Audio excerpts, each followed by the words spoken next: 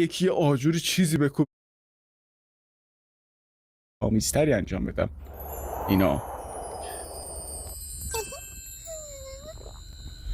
این حرکت جادوی ما عالی کار کرد. یا سرشم کنده شده حاجی، ریموت کار نمی کرده. یا وای وای بیچاره روانی شده. یاد سکانس چیز افتادم.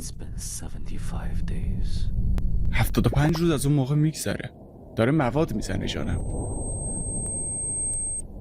یاده اون چیزه افتادم. میدونی دبویز سریالش هست، اون کسی که سری میدوید اون سیاه پوسته دوست دخترش رو جلوی چشش میترکونه یهو ضد حال میخوره.